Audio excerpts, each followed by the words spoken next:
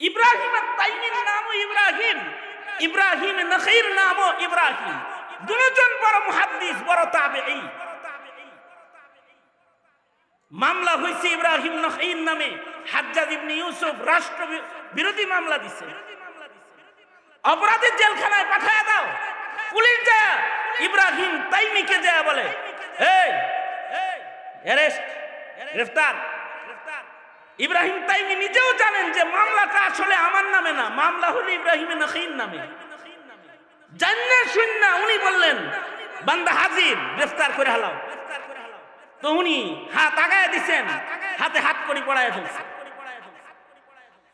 উনি কিন্তু জানেন যে মামলা ওনার নামে না, মামলা ইব্রাহিম নখঈর নামে। কিন্তু পুলিশ ভুলে উনাকে ধরতেছে, উনি জানেন, তারপরেও নিজে হাত আগায় দিছেন, গ্রেফতার করে লয়ে গেছে। ইব্রাহিম নখঈ জীবনেও এই কথা বলেন নাই যে মামলা তো আমার নামে না। মৃত্যুর আগ পর্যন্ত এ কথা মুখ দিয়ে উনি উচ্চারণ করেন নাই যে মামলা আমার নামে না। নিজেকে নিজে পুলিশের হাতে সুপর্দ করেছেন, জেলখানার ভেতরে নিজেকে পেশ করেছেন। অনেকগুলো ইরাদা, তার ভেতরে একটা ইরাদা হলো সিগারুন নফস ওনার ভেতরে আছে। ওনার ধারণা হলো আমি ইব্রাহিম তাইমি জেলখানায় থাকলে ক্ষতি কম হবে, আর যদি ইব্রাহিম নখঈ সে জেলখানায় থাকে তাহলে জাতির ক্ষতি বেশি হয়ে যাবে।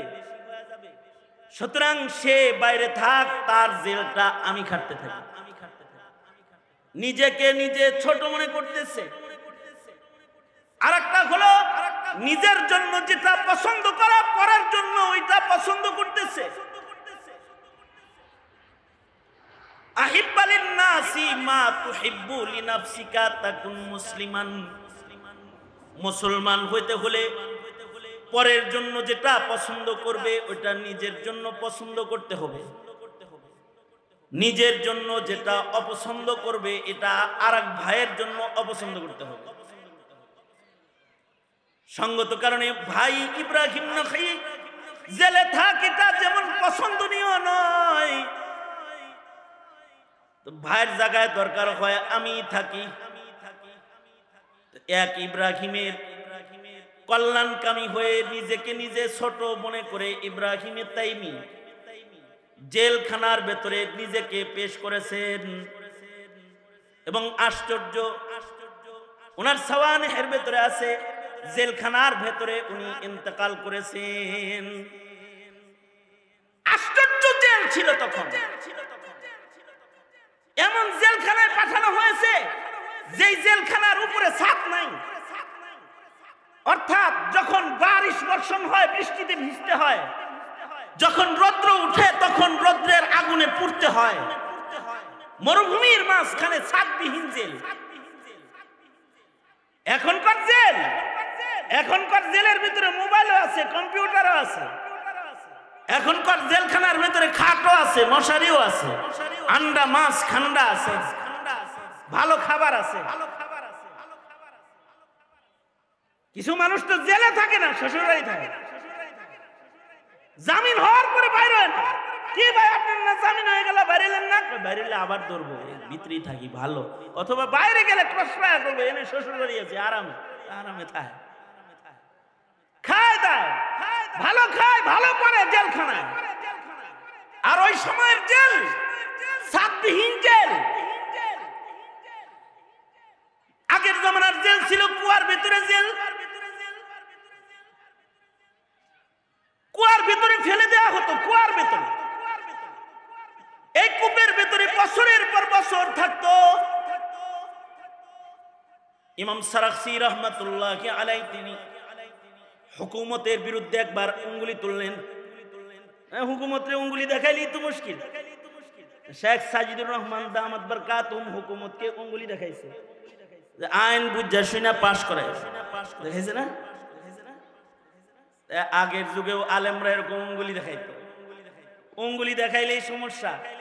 ইমাম সারাখসি হুকুমতকে উঙ্গুলি দেখাইছে।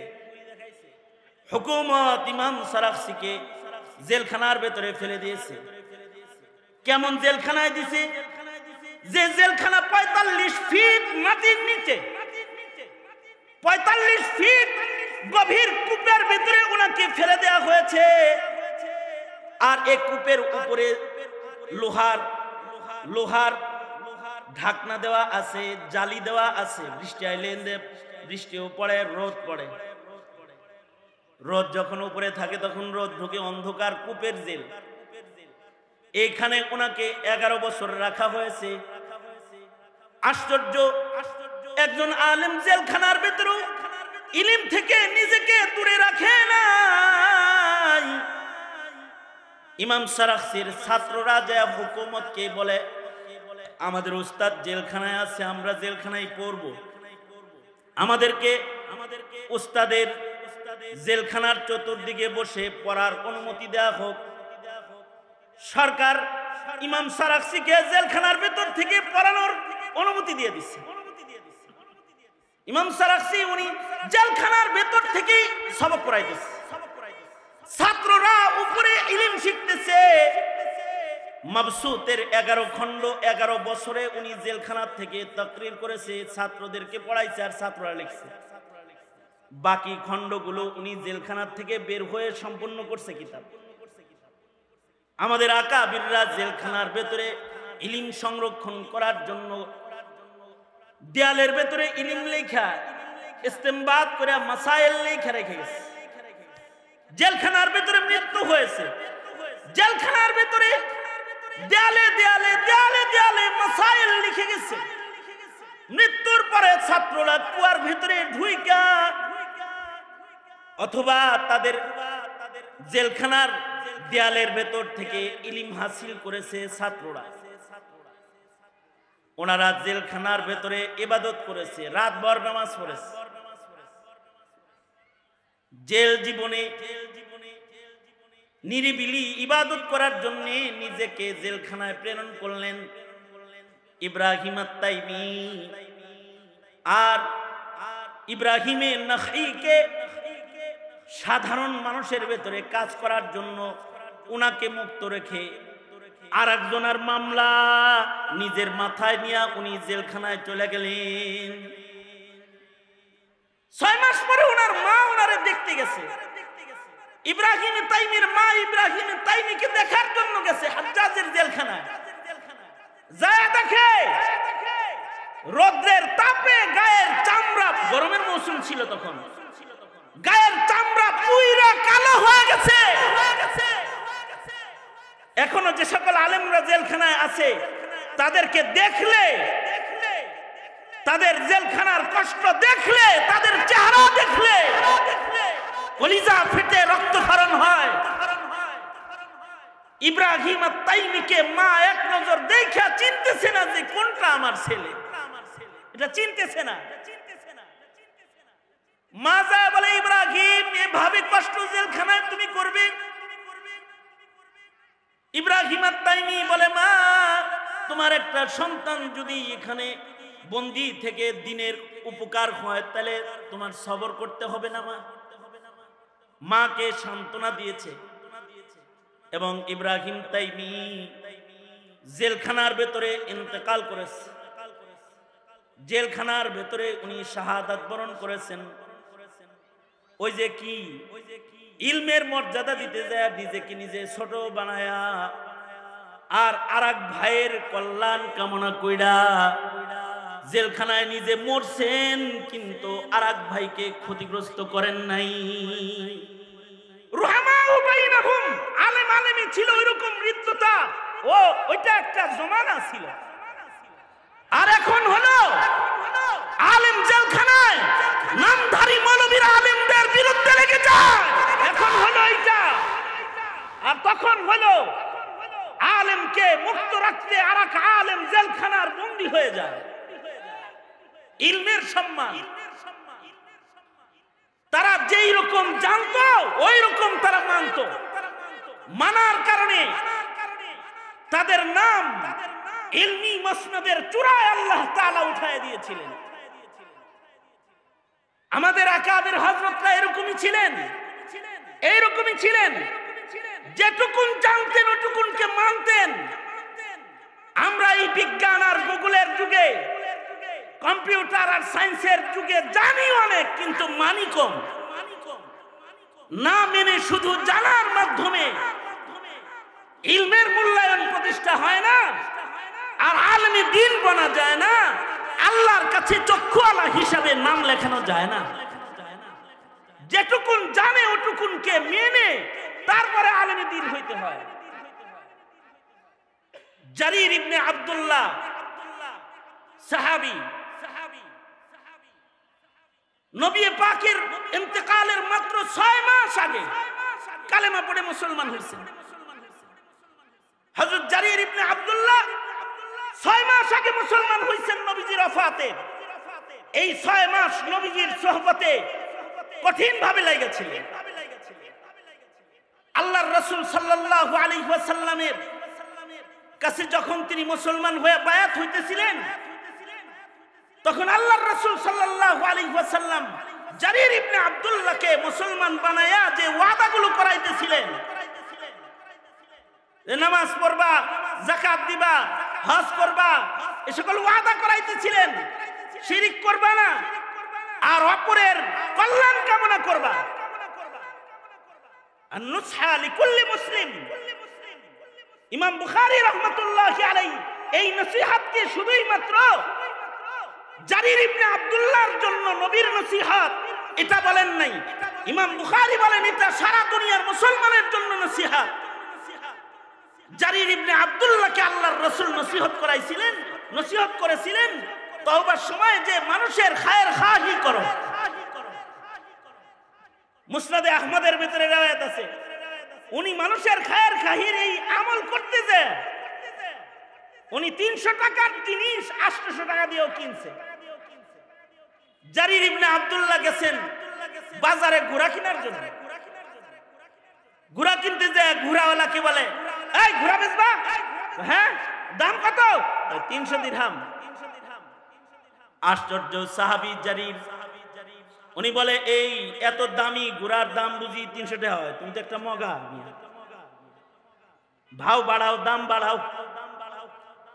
তোমার ঘোড়ার চাইতে চিকুন চিকুন ঘোড়া বাজারে আছে যেগুলোর দাম বেশি। তাওরানীতেও আছে, রিওয়ায়াত মুসনাদে আহমদে আছে। তোমার এই ঘোড়ার দাম বেশি হবে। এত কম দামে এত ভালো ঘোড়া কেউ বেচে নাকি? দাম বাড়াও। ঠিক আছে, তাহলে 500 টাকা। না হয় নাই, আরো বাড়াও। বাড়াইতে বাড়াইতে বাড়াইতে বাড়াইতে শেষ বেলায় ঘোড়াওয়ালারে কয় আর একটু বাড়াও। তো বাড়াইতে বাড়াইতে 300 টাকার ঘোড়ার দাম এখন ঘোড়াওয়ালায় কয় 800। হযরত জারির ইবনে আব্দুল্লাহ বলে আমি 800 টাকা দিয়ে কিনলাম। 300 টাকার ঘোড়া 800 টাকা দিয়ে কিনা যখন যায়, খাদেমে কয় আমনে তো দেখি একটা মগা, আপনার কাছে ঘোড়ার দাম চাইলো 300, বাড়াইতে বাড়াইতে আপনি বাড়াইলেন 800, বেশি দিলেন 500। এটা কোন চালাক মানুষের কাম? হযরত জারির ইবনে আব্দুল্লাহ বলে আমি আল্লাহর রাসূলের হাতে হাত রেখে যখন কালেমা পড়ে মুসলমান হয়েছে, তখন আল্লাহর রাসূল বলেছে খায়ের খাহি করো। যতদিন বেঁচে থাকবা খায়ের খাহি করবা, আর এক ভাইয়ের কল্যাণ কামনা করবা। এ কারণে আমি খায়ের খাহির এই আমলটা, এই ইলমটার আমল করার জন্য, নবী পাকের হাতে হাত দিয়ে কৃত এই ওয়াদাকে বাস্তবায়ন করার জন্য আমার আরেক ভাইয়ের খায়ের খাহি করে 300 টাকার জিনিসটাকে দাম বাড়ায় 800 টাকা দিয়ে কিনলাম। মানে নিজের ইলমের মূল্যায়ন কত করতেছে। খায়ের খাহি করতে করতে 300 টাকার জিনিস 800 টাকা দিয়ে কিনছে। আনোয়ার শাহ কাশ্মীরি রহমাতুল্লাহি আলাইহি উনি যখন ঘর থেকে বের হইতেন, মাদ্রাসায় যাইবেন অথবা মাদ্রাসা থেকে স্টেশনে যাইবেন, তো রিকশায় চড়ে যাইতেন। আনোয়ার শাহ কাশ্মীরি আলেম যেমন বড় তাকওয়া ওইরকম বড়। আনোয়ার শাহ কাশ্মীরি আলেম কত বড়, আলেম এত বড়, মাকতাবাতুন আযীমাতুন হাইয়াতুন নাতিকাতুন, চলতি ফিরতি একটা লাইব্রেরি তিনি দারুল উলুম দেওবন্দের সব কিতাব ওনার মুখস্থ আছে। এত বড় একজন আলেমে দ্বীন, তাকওয়া কেমন? ইন্নামা ইয়াখশাল্লাহা মিন ইবাদিহিল উলামা। তাকওয়াও অনেক উঁচু, এত উঁচু তাকওয়া যে ঘর থেকে মাদ্রাসায় যাইবেন, মাদ্রাসা থেকে ঘরে যাইবেন, অথবা মাদ্রাসা থেকে স্টেশনে যাবেন, রিকশায় চড়ে যাইতেন। রিকশায় ওঠার সময় এমন ভাবে দরদাম করতেন, মনে হইতো যেন হুজুর খুব বখিল। জিগাই তো যাইবানি হিন্দুস্তানের রিকশা তো যে মানুষটা লয়ে যায়, যাইবানি কত? 8 আনা। হ্যাঁ জালেম, 4 আনার ভাড়া কোনোদিন 8 আনা হয়? স্টেশন যাইবানি কত? 9 আনা। হ্যাঁ 6 আনার ভাড়া কোনোদিন 9 আনা হয়? যা, তোমার রিকশায় উঠবো না। 3 টাকা বেশি চাইছে এই জন্য উঠবে না, 3 আনা বেশি চাইছে এই জন্য উঠবে না, 4 আনার ভাড়া 6 আনা চাইছে এই জন্য রিকশা উঠবে না। তাইতে আইতে আইতে আইতে একজন আসছে, এই তুমি যাইবানি স্টেশন যাইবানি? জামু হযরত। ভাড়া কত? কয় 4 আনা। হ্যাঁ তোমারটায় যাওয়া যাবে। তো 4 আনা ভাড়ায় সেম সেম ভাড়া চাইছে, ভাড়া যা সেটাই চাইছে। উঠা পড়ছে, স্টেশনে যা হেরে দিছে 16 আনা, পুরো 1 টাকা দিয়ে দিছে। খাদেমে কয় হযরত দিলেন 1 টাকা, এত দামাদামি করে বখিলামি করলেন কেন? কয় না, দামাদামি করে একজন ভালো মানুষ খুঁজা বের করলাম। দামাদামি করতে করতে একজন ইনসাফওয়ালা মানুষ বের করলাম, যে জুলুম করে টাকা কামাই করে না, মানুষের কাছ থেকে ন্যায্য ভাড়া চায় না, এমন একটা ভালো মানুষ ইন্তেখাব করার জন্য দামাদামি করলাম। আর স্টেশনে আইসা তাকে 3 গুণ বাড়ায়া ভাড়া দিয়ে দিলাম এজন্য যে আমার কামাইয়ের একটা হিস্সা, একটা ভালো মানুষের ঘরে গেলে একটা ভালো মানুষের উপকার হবে। নুসহা লিকুল্লি মুসলিম, নবীজির নসিহা এমন, সারা দুনিয়ার মানুষদেরকে নসিহত হলো যে ভালো মানুষ, ভালো আচরণ মানুষের সাথে সব সময় করতে থাকবে। ভালো ব্যবহার করতে যায় 4 আনার ভাড়া 16 আনা দিয়ে দিছে। এটা হলো ইলমের মূল্যায়ন করেছে। হযরত আবু হুরায়রা রাদিয়াল্লাহু আনহু সাহাবায়ে কেরামের ভিতরে সবচেয়ে বেশি হাদিসের রিওয়ায়াতকারী সাহাবী, কিন্তু হযরত আবু বকর সম্পর্কে বলা হয় আবু বকর আলামানা, আবু বকর আমাদের ভিতরে সবচেয়ে বড় আলেম, কিন্তু রিওয়ায়াত তো আবু বকরের বেশি না। হযরত উমরের ইন্তেকাল যেদিন হয়ে গেল, সেদিন আব্দুল্লাহ ইবনে মাসউদ রাদিয়াল্লাহু আনহু চিৎকার করে কাঁদতেছিলেন আর বলতেছিলেন যে ইলমে দ্বীনের 10 ভাগের 9 ভাগ মারা গেল। যখন উমর মারা গেল তো ইলমে দ্বীনের 9 ভাগের 10 ভাগের 9 ভাগ মৃত্যুবরণ করলো, এটা বলে ইবনে মাসউদ কাঁদতেছিলেন। লোকেরা বলেছে আব্দুল্লাহ ইবনে মাসউদকে, কত বড় বড় আলেম সাহাবী বাঁচা আছে, উমর মরছে আর 9 ভাগ মারা গেছে ইলম, এটা কিভাবে হয়? তো আব্দুল্লাহ ইবনে মাসউদ বলতেন ইলমের আসলি হালাত হলো তাকওয়াল্লাহ। উমর মারা গেছে, দুনিয়ার মাটির উপরের 9 ভাগ তাকওয়াল্লাহ মারা গেছে। এত বেশি তাকওয়াল্লাহ উমরের ছিল, খলিফাতুল মুসলিমিন হয়েও উমরের তাকওয়া ব্যতিরেকে খেলাফত পরিচালনা শিক্ষা গ্রহণ করা যায় না। হযরত উমরের তাকওয়ার বিবরণ এত বিস্তৃত, এত বেশি প্রশস্ত যে ওনার তাকওয়া, এটা জাতি যদি হুকুমত পরিচালনা করতে চায় তাহলে আল ফারুক, ফারুকের জীবনী পড়তে হবে, উমরের জিন্দেগি পড়তে হবে। তো মুহতারাম হাজিরিন, সঙ্গত কারণে শুধু ইলম হাসিল করার নাম ইলম না, ওই ইলম হলো ইলম যে ইলম মানুষকে ইনসানিয়ত শিক্ষা দেয়, মানবতা শিক্ষা দেয়, আরদিয়ত শিক্ষা দেয়। আর এই শিক্ষা একমাত্র মাদারিসে কওমিয়াতে যে ইলমে দ্বীনের শিক্ষা, এই শিক্ষাই মানুষদেরকে মানবতা শিক্ষা দেয়। নাস্তিক্যবাদ আর জুলুম অত্যাচারের রাজ যারা গঠন করে, তারা কওমি অথবা মাদ্রাসা অথবা দ্বীনি ইলমের বারান্দা দিয়ে তারা কখনো ঘোরাফেরা করে না। তারা যারা আমাদের ফাসাদ সৃষ্টিকারী, ওরা হলো দুনিয়া বিজ্ঞান অর্জনের শিক্ষা নিয়ে তারা জালেম হইতে পেরেছে। আলেম কখনো জালেম হয় না। হ্যাঁ, আলেম জেলখানায় যেতে পারে, আলেম শহীদ হতে পারে, আলেম কোরবানি দিতে পারে, আলেম অন্যায় করতে পারে না, আলেমের দ্বারা জমিনের মানুষের ক্ষতি হতে পারে না। সঙ্গত কারণে সরকারকে বলবো, নাস্তিকদেরকে বাজারে ছেড়ে দিয়ে কোনো মৌলবীকে জেলখানায় রাখবেন না, রাখবেন না। কারণ মৌলবীর কাছে ইলমে দ্বীন আছে, যার দ্বারা জাতির হৃদয়ের তাকওয়ার চাষাবাদ। আল্লাহ তাআলা আমাদের সবাইকে ইলমের মর্যাদা বুঝার এবং ইলমের সংরক্ষণ করার তৌফিক দান করেন, আমিন। তলাবুল ইলমি ফরিদাতুন আলা কুল্লি মুসলিম। যার শিক্ষা আছে আর যার শিক্ষা নাই, তাদের দৃষ্টান্ত কোরআনে হাকিমে আল্লাহ তাআলা চক্ষুওয়ালা এবং অন্ধের সাথে করেছেন। শিক্ষিতদেরকে চক্ষুষ্মান মানুষের সাথে তুলনা করেছেন, আর অশিক্ষিতদেরকে অন্ধ লোকদের সাথে আল্লাহ তাআলা তুলনা করে বলেন, লা ইয়াস্তাবিল আ'মা ওয়াল বাসীর।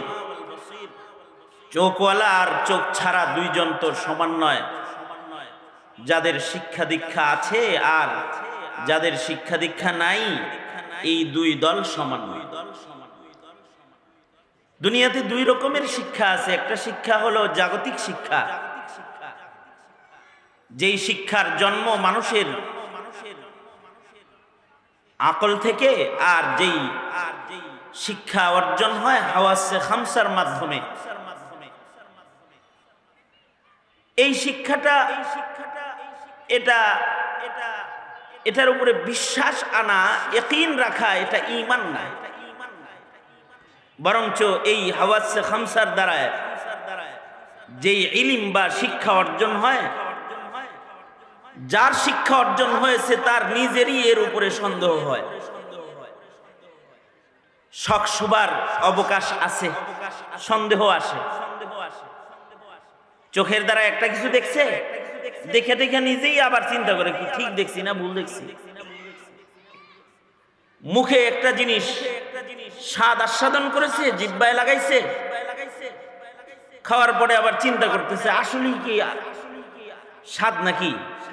কারণ কখনো কখনো স্বাদের জিনিসও কারোর কারোর কাছে বেস্বাদ হয়। যদি কারোর জ্বর হয় তো তার কাছে সব জিনিসই তিতা তিতা হয়। নাকের দ্বারাই সব ইয়াকিনী শিক্ষা অর্জন করা যায় না। ইয়াকিনী ইলম নিজের নাক দিয়ে অর্জন করন যায় না। ঘরের ভিতরে আম আছে, গ্রানটা খুব আসতেছে নাকে, তো গ্রান পায়া ঘরটা তো পুরা আমের গ্রানে সুগ্রান হয়ে গেছে, পুরা ঘর গ্রান নেয় আর চিন্তা করে কি চমৎকার একটা আম, আবার নিজেই সন্দেহ করে গ্রান তো ভালো, খোদা জানে টক না মিঠা, এর উপরে সন্দেহ আসে। কিন্তু ইলমে দ্বীন যেটা আসমান থেকে যে শিক্ষাটা আল্লাহ তাআলা মানুষকে মানুষ বানানোর জন্য দিয়েছেন, এইটার উপরে বিশ্বাস ইয়াকিনের সাথে এর উপরে বিশ্বাস রাখাটাও ঈমান। এ কারণে ঈমানে মুফাসসালের ভেতরে কিতাবের বিশ্বাসটাও ঈমানের অঙ্গ হিসেবে ছোটবেলা থেকেই শিক্ষা দেওয়া হয়। ইলমে দ্বীনের উপরে আস্থা, ইয়াকিন, এটা ঈমান। এই কারণে মক্তবের বাচ্চাদেরকেও শেখানো হয় আমানতু বিল্লাহি ওয়া মালাইকাতিহি ওয়া কুতুবিহি, আমানতু বিল্লাহি ওয়া মালাইকাতিহি ওয়া কুতুবিহি ওয়া রুসুলিহি ওয়াল ইয়াউমিল আখিরি ওয়াল কদরি খাইরিহি ওয়া শাররিহি মিনাল্লাহি তাআলা ওয়াল বাসি বাদাল মাউত।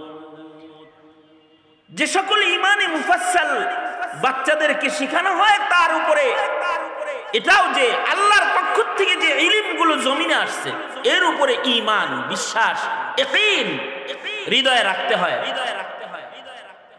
আর এই শিক্ষার দ্বারাই যে ইলমটা আসমান থেকে এসেছে, ইলমে দ্বীন, এটার দ্বারাই মানুষ মানুষ হয়। ইনসান আর হাইওয়ানের ভেতরে ফারাক পয়দা হয়। এ কারণে হার হার মুমিনকেই ইলম হাসিল করতে হয়। এই ওয়াজ নসিহত হয় ইলম হাসিল করার জন্যই মানুষ ওয়াজ মাহফিলে যায়। ওয়াজ কোনো শুধু শোনার জন্য যায় না, ওয়াজে কিছু শিখার জন্য যায়। দাওয়াত ও তবলিগে চিল্লা দেয়, সময় লাগায় ইলমে দ্বীন চলতি ফিরতি মাদ্রাসা এখানে যায় তো ইলম হাসিল করার জন্য যায়। মাদারিসে কওমিয়তে নিজের জিন্দেগি শেষ করে দেয়, ইলমে দ্বীনের খাতির নিজের জীবনকে কুরবানি দিয়ে দেয়। কারণ হলো ইলম থাকবে তো মারিফত থাকবে, ইলম থাকবে তো ইবাদত থাকবে, ইলম থাকবে তো মুসলমানিত্ব থাকবে, ইলম থাকবে তো ইনসানিয়ত থাকবে, ইলম থাকবে না তো এগুলো কোনো কিছুই জমিনে আর থাকবে। সঙ্গত কারণে আল্লাহ তাআলা ইলম যেহেতু দামি, এ কারণে আলেমেরও দাম বাড়াইছেন। কিয়ামত পর্যন্ত আলেমরাও দামি, যাদের কাছে ইলম আছে তারা দামি। শুধু তারা দামি না, যারা ইলম শিখার জন্য ইরাদা করে ঘর থেকে বের হবে তারাও দামি। কতটা দামি? যে ফেরেশতারা তাদের পায়ের নিচ দিয়ে রহমতের পাখা বিছায়া দেয়। তালিবুল ইলম, ইলমের তালেব হইছে, ইলম হাসিল করার জন্য দামি নিয়ামতটা যেটা আল্লাহ পাকের সবচেয়ে গুরুত্বপূর্ণ নিয়ামত, দামি নিয়ামত, ইলমে দ্বীনের নিয়ামত। এই নিয়ামতটাকে হাসিল করার জন্য ঘর থেকে বের হয়ে গেছে।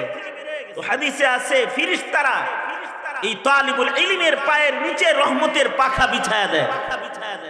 এ কারণে আমাদের মুরব্বীরা তালিবুল ইলমদেরকে বলেন যে ছাত্ররা তোমরা বড় ভাগ্যবান যারা দ্বীনি ইলম শিখতে এসেছো। যে ইলমের উপরে ইয়াকিন আর বিশ্বাস রাইখা ঈমানদার হইতে হয়, এইটা যারা শিখতে আসছো তোমরা বড় ভাগ্যবান। আমাদের পায়ের নিচে তো জুতা আছে আর তোমাদের পায়ের নিচে রহমতের ফেরেশতাদের পাখা আছে। হাদিস শরীফে আছে তালিবুল ইলমের পায়ের নিচ দিয়ে রহমতের ফেরেশতারা পাখা বিছায় দেয়। এ কারণে তালিবুল ইলমদের সম্মানে কবরের আযাবও মাফ হয়ে যায়। যারা ইলমের তালিব হয়ে ঘর থেকে বের হয়ে যায়, তারা জমিন দিয়ে হাইটা যায় তো জমিনের নিচে ঘুমিয়ে থাকা মানুষগুলোর কবরের আযাব মাফ হয়ে যায়। গর্তের পিপিলিকারা পর্যন্ত তালিবুল ইলমের জন্য, ইলম অন্বেষণকারীর জন্য দোয়া করতে থাকে। কারণ দামি দৌলত এটা হাসিল করার জন্য সে ঘর থেকে বের হয়ে গেছে। এবং আশ্চর্য এই নিয়ামত, এইটার জন্য মুস্তাকিল দোয়া আল্লাহ তাআলা তার বন্ধুকে করা শিখাইছে। ওয়াকুর রাব্বি জিদনি ইলমা। আল্লাহ তাআলা তার বন্ধুকে বলতেছেন, বন্ধু আপনি বলুন রব্বি জিদনি ইলমা, ওগো আল্লাহ আপনি আমাকে ইলম দান করেন, বেশি করে ইলম দান করেন, আমার ইলমকে বাড়ায়া দেন। আল্লাহর কাছে ইলমে দ্বীন চাওয়ার জন্য ব্যক্তিকে তার নিজের জন্য ইলমে দ্বীন চাওয়ার তালিম আল্লাহ তাআলা খুদ নিজে দিয়া শিখায়া দেয় শব্দ দিয়ে। যে বলেন আপনি যে আয় রব আমার মালিক আপনি আমাকে ইলম দান করেন, আপনি আমার ইলমকে বাড়ায়া দেন, ইলম বাড়ায়া দেন। কারণ ইলম যত বেশি হবে, যত বাড়বে তত তাকওয়া বাড়বে, ইলম যত বাড়বে তত আমল বাড়বে, ইলম যত বাড়বে তত মর্যাদা বাড়বে।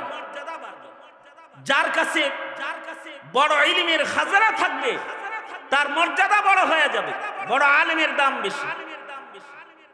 এ কারণে শরীয়তি ইসলামে যুগে যুগেই বড় আলেম, বেশি ইলম যার কাছে ছিল তার মূল্য ছিল। সাহাবায়ে কেরামের ভেতরে যাদের ভেতরে ইলমের খাজানা যার কাছে যত বড় ছিল তার দাম তত বেশি ছিল। ইলম বেশি যার কাছে ইলম বেশি তার দাম বেশি। তাবেঈনদের ভেতরে যার কাছে ইলম বেশি তার দাম বেশি। তাবেঈনদের ভেতরে যার কাছে ইলম বেশি তার দাম বেশি। কিয়ামত পর্যন্ত আলেমরা দামি হবে, একজন আলিম যার কাছে ইলমে দ্বীন আছে তার দাম এত, এই আলমের যেমন দাম একজন আলিমে দ্বীনের তেমন দাম। এ কারণেই বলা হয় মৌতুল আলিমি মৌতুল আলম। যদি একজন ইলিমওয়ালা পৃথিবীর মাটির থেকে চলে যায়, একজন ইলিমওয়ালার মৃত্যুর মাধ্যমে আলমের মৃত্যু হয়ে যায়। যার কাছে ইলম আছে তার মৃত্যুর মাধ্যমে আলম মৃত্যুবরণ করে। কারণ আল্লাহর কাছে আলেমের অনেক দাম ইলমের কারণে। তার কাছে যে খাজানাতুল ইলম আছে এই কারণেই তার দাম। এই কারণে আলেমরা ময়দানে মাহশারে সম্মানীদের কাতারে দাঁড়িয়ে শাফাআতের অধিকার পাবে। ন্যূনতম হিফজুল কোরআনও যার সম্পন্ন হয়েছে, একজন হাফিজ কোরআন, সেও দামি হবে যে সে নিশ্চিত 10 জন জাহান্নামীকে শাফাআত করে আল্লাহর জান্নাতে প্রবেশ করে। ইলমের কারণে তারে সম্মান। এ কারণে জমিনের উপরে ইলমের মর্যাদা, আলেমের মর্যাদা, এইটার হিফাজত করা এটাও একটা ঈমান। ইলম যেন নিম্ন ইলমকে যেন কেউ অবমূল্যায়ন না করে, আলেমকে যেন কেউ অবমূল্যায়ন না করে। ইলমের হিফাজত ও আলেমের মূল্যায়ন সংরক্ষণ এটাও মিল্লাতের জন্য মুস্তাকিল একটা জিম্মাদারি। কারণ আলেমের মূল্যায়নের মাধ্যমেই ইলমের বিতরণ হবে, আর ইলমের বিতরণ যত বেশি হবে তাকওয়ার বিতরণ তত বেশি হবে। আমরা তো মনে করি হ্যাঁ অবশ্যই বেশি ইলম যার কাছে আছে তার দাম তো বেশি, কিন্তু আমাদের আকাবির আসলাফদের কাছে শুধুই মাত্র ইলমের মালিকানার মাধ্যমেই আলেমে দ্বীন হয় না। এই কারণে এই বোর্ডের নামও হয়েছে, নাম দিছে কি হাইয়াতুত তালিম ওয়াত তারবিয়া। শুধুই মাত্র ইলমের মাধ্যমেই, আলফাজে ইলমের মাধ্যমেই দাম হয় না, তারবিয়াতের মাধ্যমে আলেমের মূল্য প্রতিষ্ঠা হয়, সত্যিকারের আলেম হইতে হয়। এই কারণে আমাদের আকাবির আসলাফগণ তাদের জিন্দেগি যদি তাকাই তাহলে দেখতে পাবো যে যে যত বড় আলেম সে তত বড় আবেদ, যে যত বড় ইলমওয়ালা সে তত বড় মুত্তাকি। যার কাছে ইলমের খাজানা বড় তার ইবাদতের খাজানাও বড়, যার কাছে ইলমের খাজানা বড় তার তাকওয়ার খাজানাও বড়। কারণ ইলমের সাথে তো তাকওয়ার সম্পর্কই। যার কাছে ইলম থাকবে সে আল্লাহকে ভয় করবে। এই কারণে আল্লাহ তাআলা বলেন ইন্নামা ইয়াখশাল্লাহু মিন ইবাদিহিল উলামা, কেবলমাত্র আলেমরাই আল্লাহকে সবচেয়ে বেশি ভয় করে। যার কাছে ইলম আছে তার কাছে খোদা ভীতি আছে। যার ইলম যত বেশি তার খোদা ভীতি হইতে হবে তত বেশি। যেই আলেমের ভেতরে খোদা ভীতি নাই, আলেম হিসেবে আসমানে আলেমের লিস্টে তার নাম নাই। এই কারণে ময়দানে মাহশারে বেআমল আলেমকে দোজখের আগুনে আগে নিক্ষেপ করা হবে। ইমাম মালিক রাহমাতুল্লাহি আলাইহি তো বলেন লাইসাল ইলম বিকাসরাতির রিওয়ায়া, অনেক রিওয়ায়াত বর্ণনার মাধ্যমে কেউ বড় আলেম হয় না, বরঞ্চ ইলম হইল ওইটা যেটা তার জিন্দেগির ভেতরে আমলের ভেতরে আসে, ওইটা হলো ইলম। ইলম হলো আল্লাহ পাকের ওই নূর যা মানুষকে আমলি জিন্দেগির দিকে আগায় দেয়। এ কারণে এই পৃথিবীর মাটিতে একমাত্র শিক্ষা দ্বীনি ইলমের শিক্ষা, যেই শিক্ষা অর্জনের মাধ্যমে মানুষ আমলের লাইনে অগ্রসর হয়ে যায়। হোক না সেটা পীরের কাছে যায় শিখছে, অথবা তবলিগে যায় শিখছে, অথবা মাদ্রাসায় যায় শিখছে, শিখার সাথে সাথে এই ইলম তাকে হিদায়াতের পথ দেখাইতে থাকে। কিন্তু দুনিয়ার ইলম তাকে হিদায়াতের পথ দেখায় না। দুনিয়ার ইলম যা শিখে তা হুবহু আমল হয় না, কিন্তু আখিরাতের ইলম যতটুকুন শিখে ততটুকুন আমল কইরা তারপরে ইলমের মূল্য নিতে হয়। ইঞ্জিনিয়ার হওয়ার পরেও ইঞ্জিনিয়ারিং না কইরাও ইঞ্জিনিয়ার পরিচয় রক্ষা করা যায়। কিছু ইঞ্জিনিয়ার আছে এরা ইঞ্জিনিয়ারিং পাস করছে কিন্তু অটো বাইক চালায়, অটো গাড়ি চালায়, তারপরেও মানুষ তাকে বলে অটো চালাইলে কি হইব ইঞ্জিনিয়ার। দুনিয়ার ইলম কেউ যদি এলএলবি ফার্স্ট ক্লাস পাস করছে, ইউনিভার্সিটি শেষ করছে, তাকে তার ডিগ্রিতে ডাকা হয় কিন্তু তাকে অনেক সময় মুরগির দোকানদারি করতে দেখা যায়। তারপরেও মানুষ বলে যে মুরগির ব্যবসা করলে কি হইব এলএলবি, এটা বলে। কিন্তু কারোর কাছে যদি ইলম থাকে কিন্তু আমল না থাকে, যে ইলমটা সে শিখছে ওই ইলমের আমল যদি তার ভেতরে না পাওয়া যায়, সে অনেক বড় আলেম হইলে তাকেও মানুষ নিকৃষ্ট হিসাবেই গণনা করে লয়। অনেক ইলম আছে, ফয়জির অনেক ইলম ছিল, 2 খণ্ডে এমন তাফসীর লিখেছে যে তাফসীরের 2টি খণ্ডের ভেতরে 30 পারা কোরআনের তাফসীরে সে নুক্তাওয়ালা কোনো অক্ষরই আনে নাই, নুক্তা ছাড়া অক্ষর দিয়া কোরআন শরীফের 30 পারা তাফসীর লিখেছে ফয়জি। কিন্তু নিকৃষ্ট এত, সম্রাট আকবরকে দ্বীনে ইলাহি বানাইবার প্রস্তুত করার ঘোষণা দেওয়ার মশওয়ারাটা ফয়জি নিজেই দিছে।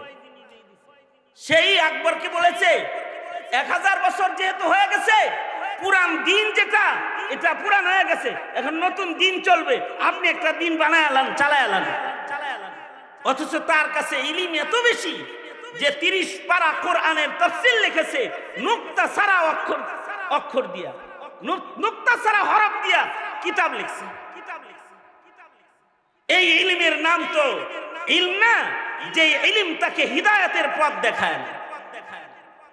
এই কারণে ইমাম মালিক বলেন অনেক বেশি রিওয়ায়াত মুখস্থ করার নাম ইলম না,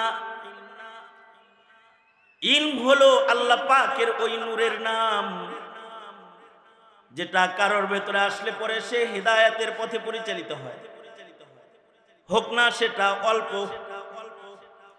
অল্প ইলমও যদি কেউ স্বাভাবিক কোনো কায়দায় হাসিল করে ফেলায়, তার অল্প ইলম তাকে ওলায়াতের মসনদ পর্যন্ত পৌঁছায়া দেয়। 6টা কথা তবলিগে যায় ইলম হাসিল করছে, মুখস্থ করছে।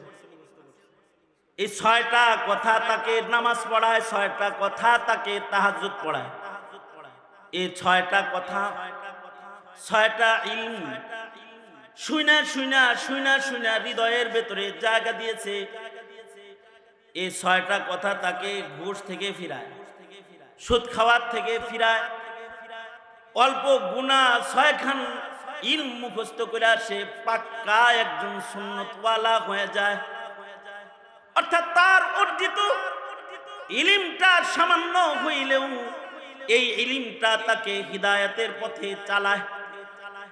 যেই ইলমটা হিদায়াতের পথে চালায় ওই ইলমটা হলো আসল ইলম, ওই ইলমটাই হলো নূরুম মিন ইলাহি। এটা আল্লাহ পাকের পক্ষ থেকে নূর ইলম। এটা যদি কারোর ভেতরে আসা যায় তখন সে হিদায়াতের পথের পথিক হয়ে যায়। অবশ্য আমরা মনে করি যারা ভালো, হ্যাঁ অবশ্যই মুখস্থ শক্তি আগে যাদের, আমাদের আকাবিরদের মুখস্থ শক্তি অনেক বেশি ছিল, যে তাদের কাছে এককভাবে ইলমের খাজানা তারা সংরক্ষণ করত। হাইয়াতুল ওয়াদি, আমাদের কিছু কিছু আকাবিরকে বলা হয় যে তারা ইলমের রাজ্যের, তারা আজদাহা সাপ, ইলমের রাজ্যের, জঙ্গলের কিছু আজদাহা থাকে, ইলমের রাজ্যের কিছু আজদাহা।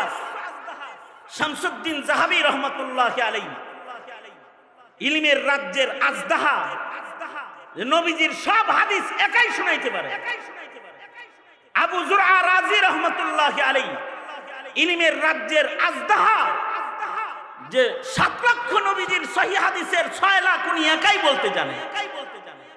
আমাদের আকাবির বুজুর্গরা ইলমের রাজ্যের আজদাহা একাই নবী পাকের রেখে যাওয়া আমানত একা সব বলতে পারতেন, কিন্তু তারা যেমন বলতে পারতেন ওরকম তারা মানতেও জানতেন, মানতেনও অনেক বেশি। আর আমাদের সমাজ হলো এখন যে জানে, মনে করে আমি আলেম, হেমিয়া বাংলা তাফসীর পড়ে কিছু তাফসীর জানে, খতিব সাহেবকে এসে হুমকি দেয়, আরে ইবনে কাসির আমিও জানি পড়ি, বুখারী শরীফ আমিও পড়ি, সহিহ হাদিসের কিতাব সব আমি পড়ি, এগুলো এখন ইংলিশ হইছে, এগুলো আমার পড়া আছে, জানা আছে। জানার নামই ইলম না, জানলেই সে আলেম হয় না। কারণ জানার মাধ্যমেই যদি আলেম হইতো তাহলে ইহুদিরা সব আলেম হইতো।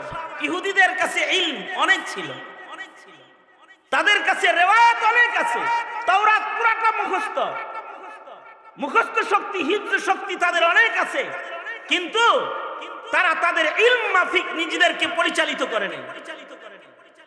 এ কারণে যতটুকু ইলম হাসিল হবে ওইটার দ্বারা নিজেকে পরিচালিত করতে হবে ইলমের আলোয়। যদি কেউ ইলমের আলোয় নিজেকে পরিচালিত করে তখন এই ইলম তাকে আল্লাহ পর্যন্ত পৌঁছায় দিবে, আল্লাহ পাকের কাছে পৌঁছায়। এ কারণে যাদের কাছে ইলম আছে তারা ইলম বলতে, বিতরণ করতেও সাবধানতা। যেমন এই যে মাইক পাইছি, বলছে কিছু বলার জন্য তো বলতে থাকলাম, এমন কথাও বললাম যে কথাটার আমল নিজের উপরেই নাই, নিজেরই নাই। তাইলে এই কথা আর এই ইলমের দ্বারা আসনি হইতে হবে হাসরের কঠিন মাঠে। আল্লাহ তাআলা হুমকি দিয়ে বলেছেন, লিমা তাকুলুনা মা লা তাফআলুন কাবুরা মাকতান ইনদাল্লাহি আন তাকুলু মা লা তাফআলুন।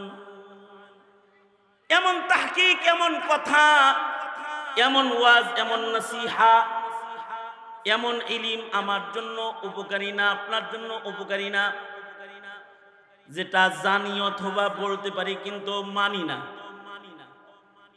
আমাদের আকাবির বুজুর্গরা যতটুকুন জানতেন পুরাটা কি তারা মানতেন। যদি কোনো জায়গায় আমলের একটু কমি হয়ে যেত তো আল্লাহর ভয়ে শেষ রজনীতে ওইটা তওবা করতেন আর কাঁদতেন। বড় বড় মুহাদ্দিসরা বলতেন, যেমন ইব্রাহিম আত-তাইমি রাহমাতুল্লাহি আলাইহি, বুখারী শরীফের ভেতরে ওনার বক্তব্য এনেছেন ইমাম বুখারী। উনি বলতেন, আমি ভয় পাই, আমি যা বলি এগুলো সব যদি আল্লাহ আমাকে জিজ্ঞাসা করা শুরু করে না জানি আমি নিজে বিপদে পড়ে যাই। ইব্রাহিম তাইমি রাহমাতুল্লাহি আলাইহি একদিকে বিশিষ্ট তাবী মুহাদ্দিস, আবার ওয়াইজও ছিলেন, ওয়াজও করতেন। তো উনি বলতেন যে আমি ভয় পাই যে আমি যা বলি না জানি এই আমার বলা ইলমের মাধ্যমে আমি নিজেই আসামি হয়ে গ্রেফতার হয়ে যাই। যদি এমনটি হয় যে আমি জানি কিন্তু আমি মানি না, তাইলে তো আমি আল্লাহর আদালতে আটকে গেলাম। এ কারণে আজীব মৃত্যু ওনার হয়েছে, আমল করতে যায়, ইলমের উপরে আমল করতে যায়।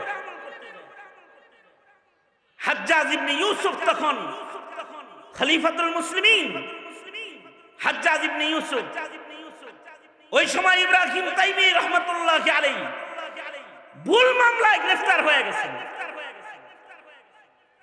আমাদের অনেক সময় নামে নামে আরেকজনকে ধরে ফেলায় না আসামি।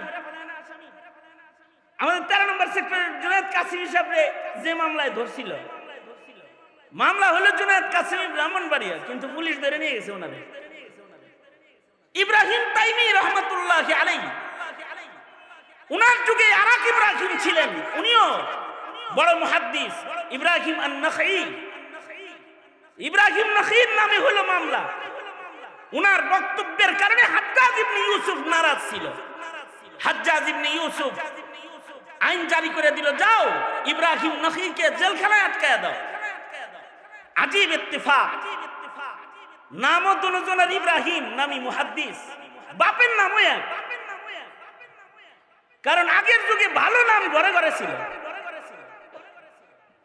হযরত ইব্রাহিম তাইমির বাপের নাম ইয়াজিদ, আর ইব্রাহিমের নখীর বাপের নাম ইয়াজিদ।